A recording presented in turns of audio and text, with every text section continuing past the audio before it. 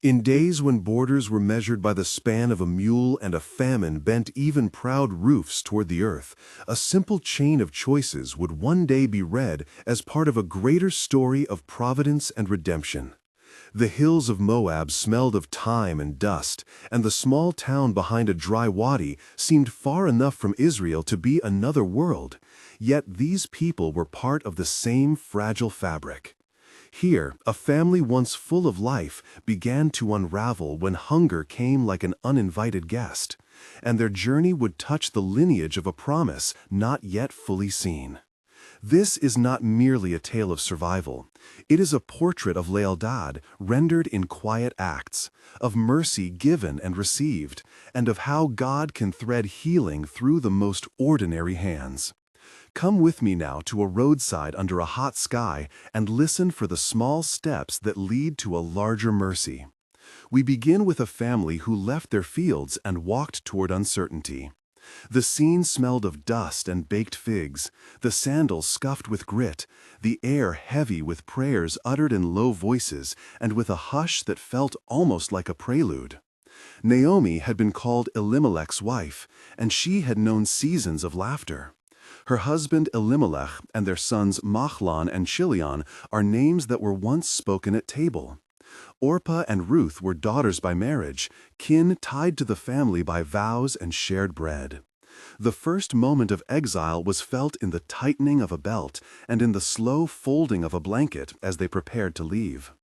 The marketplace had the metallic clink of scales, and the road out of Bethlehem was lined with olive trees that seemed to bemoan their leaving. Their faces were mapped with salt from tears and from the sea wind of the east. Hunger is a teacher that makes strangers of neighbors, and merciful of some, and bitter of others. In Moab, the family sought what little comfort the land could give. Ruth, once a young bride with laughter like a bell, found herself learning a new tongue, new markets, and the cadence of a place that honored other gods by name, yet had relief in its customs. Naomi watched seasons pass like pages in a worn book, the letters of her life rearranged by sorrow. The famine had taken its toll. First, Elimelech, the head whose hands used to mend fences, fell ill and died. Later, Mahlon and Chilion, both gentlemen who had known hope, were claimed by illness and by the loneliness that follows loss. Naomi sat among closed doors, feeling the crunch of autumn leaves underfoot as if they measured the passing of her household. She had become a widow twice over, and returned to her people with the weight of those deaths pressing on her shoulders like an iron shawl. The bit town she returned to was quieter than she remembered, and yet more alive in a way she had not seen. There were smells of barley and yeast, and of the central oven where women argued softly over baking times. Neighbors whispered and looked on with a mixture of curiosity and pity. Naomi, whose name means pleasantness, now carried amargura, a sourness born of bereavement, and she announced to those who asked that she was no longer Naomi but Mara, because the Lord had dealt harshly with her. The choice that changes everything occurred at the border between Moab and Judah, between departure and return. Naomi spoke with a voice that had dried like a well and said, "Ruth, go back to your people, return to your gods." Orpah kissed her mother-in-law and left, turning toward her old life with a touch that said goodbye and a small stoop of relief. Ruth, however, stood and would not move. Ruth said to Naomi plainly, "Do not urge me to leave you or to return from following you. For where you go, I will go, and where you lodge, I will lodge. Your people shall be my people, and your God." And she spoke with a steadiness that surprised even herself. Her hands, calloused from carrying water in a foreign land, rested on Naomi's wrist, and the night air carried the scent of crushed grapes and distant smoke. Naomi tried to dissuade her, lamenting that Ruth could find security by marrying again in Moab, that the land of Judah was hard for foreigners, but Ruth would not be moved. This exchange between Naomi and Ruth unfolded with long, raw sentences and short, resolute ones, and with touches that said more than words.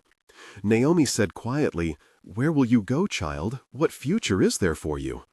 Ruth replied, "Where my mother goes is where I go." Naomi pressed a tear to her lip, and then, by choice and by fate, they crossed the border together. The walk back was long and filled with silence that sometimes swelled into shared remembrance of their lost ones. The dust smelled of baked barley. The camels passed with bells that chimed like anxious hearts, and the sun left shadows that ran ahead of them like messengers. The town of Bethlehem received them with the rustle of linen and a cautious welcome. As they approached, children at the well scampered, and women at the street corner looked up from grinding wheat.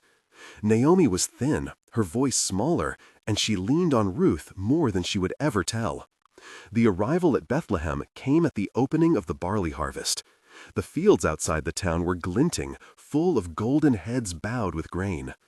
The law required that the reapers leave the edges for the poor and for foreigners to glean, a mandate rooted in Leviticus and Deuteronomy meant to enforce communal mercy.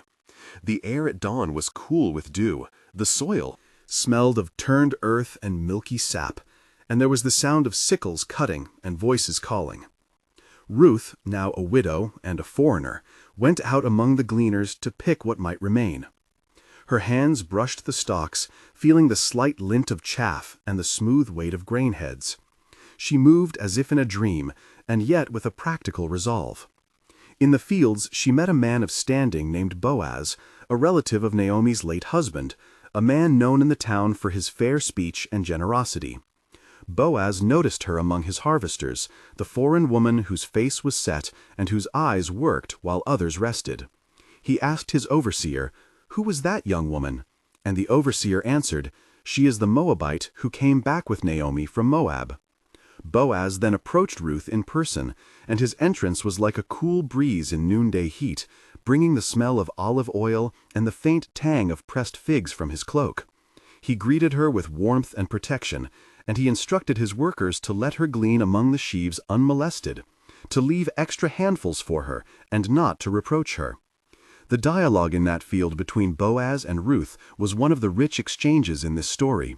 Boaz said, "Listen, my daughter, do not go to glean in another field, and do not pass from here, but stay close to my young women."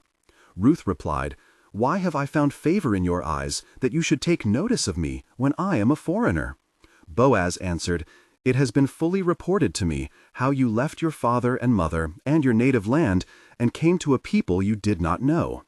Ruth said softly, "I did what I thought right, and I was afraid, yet I chose faith." Boaz replied, "The Lord recompense your work, and a full reward be given by the Lord God of Israel, under whose wings you have come to seek refuge." Ruth said, "I seek refuge, and I seek to honor my mother, who is my kin, and to find a place where the hungry are fed." Boaz said, "Rest here among my harvesters, and drink of the water, and eat of the bread, and do not be ashamed." Ruth replied with gratitude and surprise, "I will stay, if you will have me." The exchanges were more than courtesy. They were a weaving of recognition and of social rules being bent by mercy. Around them, the field was noisy with the scuff of feet, the metallic ring of sickles, the whisper of wheat rubbing together, the tang of sweat, and the faint taste of barley paste on a worker's lip. These sensory details gave texture to the kindness Boaz showed. Boaz named his servants by name as he gave instructions, calling them Miriam, Joel, Abner, Hannah, and Eliab, who moved briskly to obey. He invited Ruth to eat with his reapers, and a fire was stoked, smelling of smoke and rosemary, and bowls of barley stew were set before her. That night, Naomi saw that Ruth had returned with a heart lighter than before, and with more than she had expected. Naomi said, "Bless the Lord, who has not left you without a redeemer." And Ruth answered with a low laugh and a hope that trembled like a candle flame. The plot soon turned to the language of law and of bold plans. Naomi prepared Ruth for a risky but culturally sanctioned act to secure a redeemer.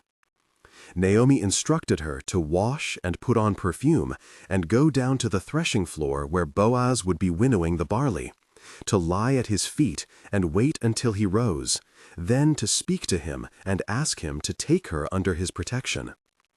The threshing floor was a place of noise and heat, the scent of crushed grain rich and earthy, and the night wind moved the loose chaff like pale snow. Ruth obeyed Naomi's careful instructions. The moment at the threshing floor was a height of tension, a scene stretched between hope and possible scandal. The night was clear, and the sky smelled of cold stone and sweet smoke from distant hearths. Ruth approached Boaz, who had lain down, and whose face was tired but kind. She touched his feet and lay quietly. Boaz woke, startled, feeling the weight at his feet and smelling perfume and warm grain. He asked who was there, and Ruth said softly, "I am Ruth, your servant. Take me under your wing." Boaz replied, "Who are you, and what do you seek?" Ruth answered, "Spread your cloak over your servant, for you are a kinsman redeemer." Boaz spoke then with deliberation, which carried the weight of public consequence, saying, "May the Lord bless you, my daughter. You have shown the highest loyalty, coming to a foreign land and honoring your mother-in-law." There was a pause as the wind moved the loose straw, and the sound of distant dogs threaded the silence. Ruth pressed again, saying, "If you will redeem, redeem me." Boaz replied, "There is a nearer kinsman, a man of the family, who must be consulted in the city gate. Wait here by my sending." The night sealed itself on Ruth's head like a cloak, her hands smelling of barley and perfume, her heart beating loud as a drum. This moment of tension unpacked inner motives and social risk. Ruth worried that she had misread the man, that her action might seem immodest, that she had exposed Naomi to ridicule. Yet the moral courage of her deed was visible in the hush that fell over the heap of grain. In the morning, Boaz handled the matter with care. He went to the gate where elders sat, and he called for the nearer kinsman to come. The gate was the town's open courtroom.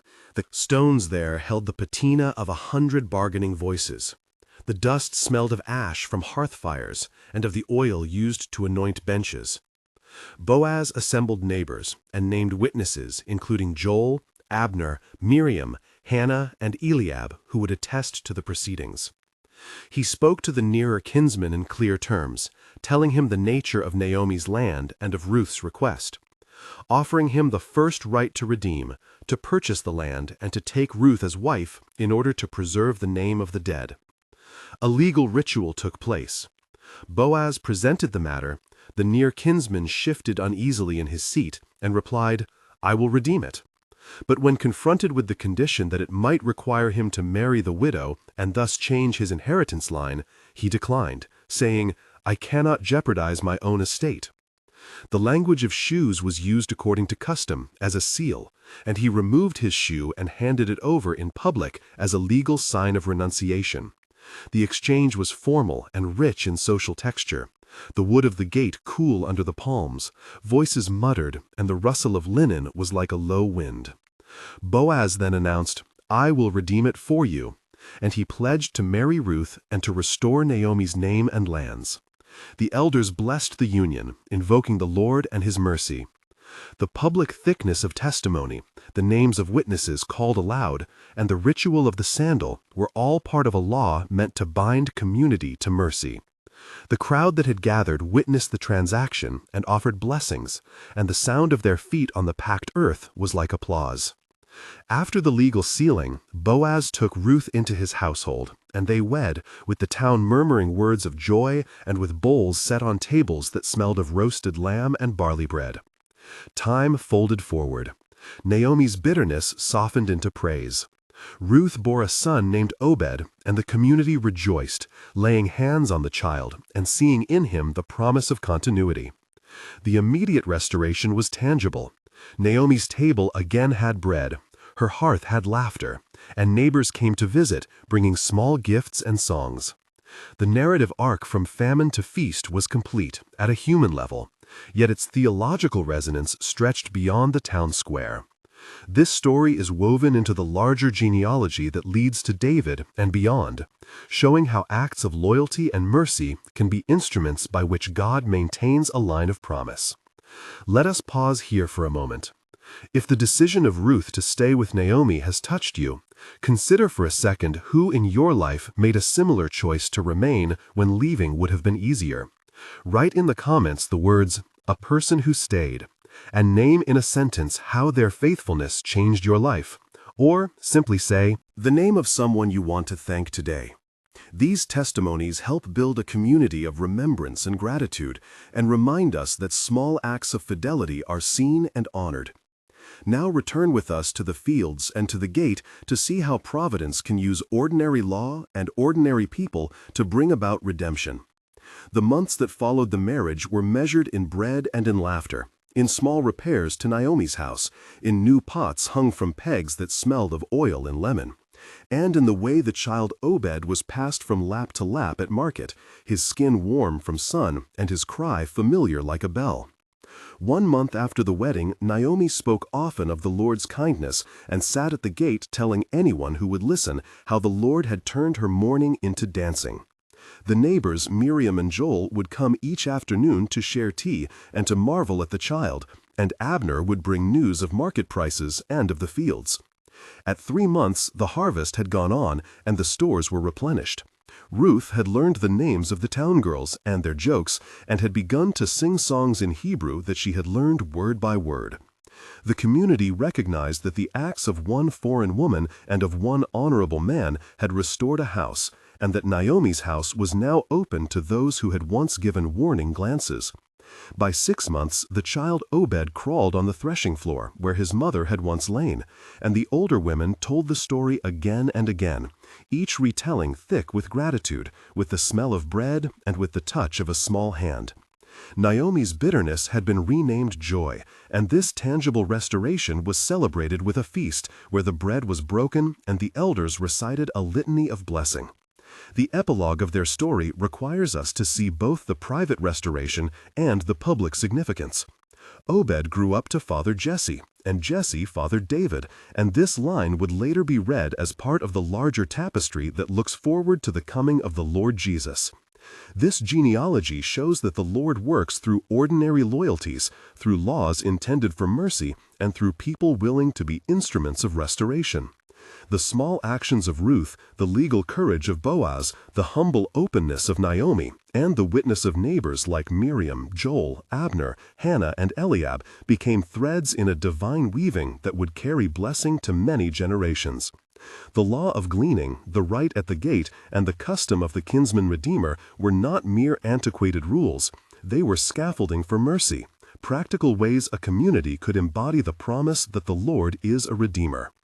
Reflecting on this, we see that providence often arrives through the modest things of daily life: a bowl of stew offered at a field, a cloak spread for protection, a legal renunciation at the city gate. If you are facing loss today, remember that fidelity, even when it seems costly, can alter the course of a life and of a lineage. If this story encouraged you, subscribe to follow more narratives that connect history, scripture, and faith, and share this video with someone who needs to hear that God sometimes works through quiet loyalty. May the lealdade of Ruth inspire your week. May the mercy shown here remind you of how the Lord redeems, and may you look for ways to be, as Ruth was, an instrument of restoration in the lives you touch.